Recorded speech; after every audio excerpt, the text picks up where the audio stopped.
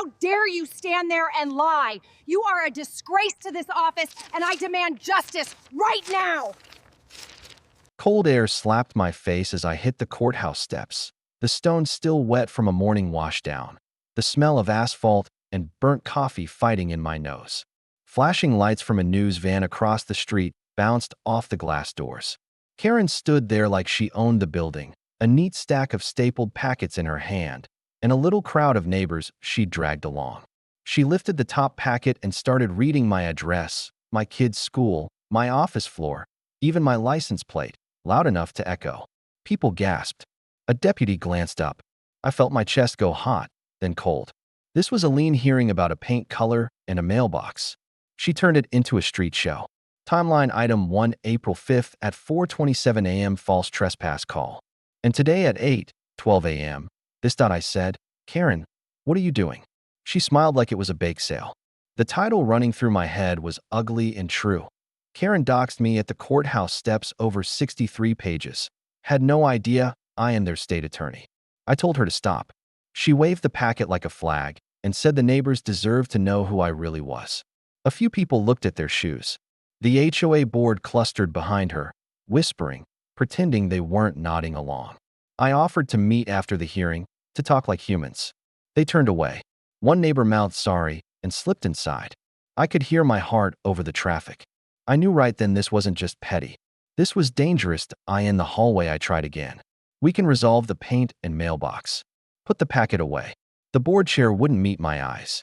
Karen said, we'll see you in court, counselor, and laughed like it was a punchline. I kept my voice calm. This is reckless.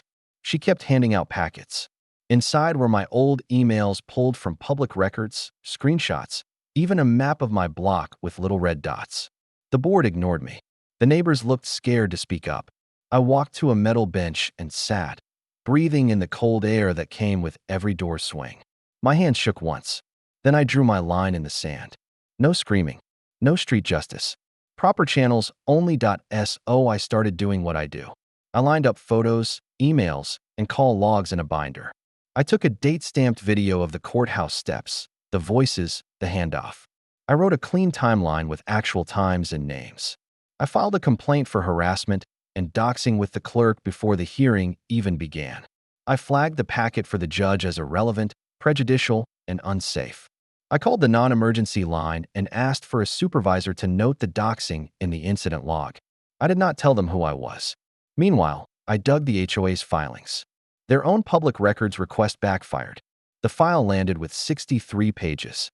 I read every single one with a highlighter and a cup of cold coffee, finding the pattern of midnight calls, porch photos, and fines for $200, then $400, then $800. The trap set itself. At the hearing, the judge asked why a lien over a mailbox required a personal dossier. Karen started to talk big. I kept my voice level and gave the court my binder. Timeline item 2 May 3rd, 2024 at 9:00 p.m. Board text planning a surprise inspection. Timeline item 3 May 14th at 6:12 a.m. Another false noise complaint. Patterns of false reports can be prosecuted. The deputy placed the packet Karen handed out on the evidence table with a little thud. Then I stood and did the flip, simple and lawful. Your Honor, there's a disclosure I need to make for transparency. My name is on those packets. I also serve as our state attorney. I am not appearing in that role today, and I'm not on any HOA cases here, but I wanted the court to know who is being targeted. The room went silent. Even the fluorescent lights sounded loud. Phones came out. A neighbor whispered, "Oh wow," into her palm. Someone stifled a laugh when Karen's mouth opened and nothing came out. The deputy's eyebrow went up like a curtain. The judge leaned forward. So you distributed the personal information of the state attorney on courthouse steps? Karen croaked that it was public. The judge said, public is not a weapon. The board chair tried to distance themselves, but their texts in my binder did the talking. The comments started online before we even left the courtroom. Video from the steps went up with captions like HOA or CIA, and 60-second takedowns pointing to the red dots on the map. Neighbors who never say a word were now in the comments. 14 people in the first hour, then hundreds, saying this was scary and stupid and not what they signed up for. Authority turned fast because the evidence was clean. The judge issued an immediate protective order barring further distribution of my personal info and admonished the HOA for discovery abuse. The court tossed the lien and sanctioned the association for fees.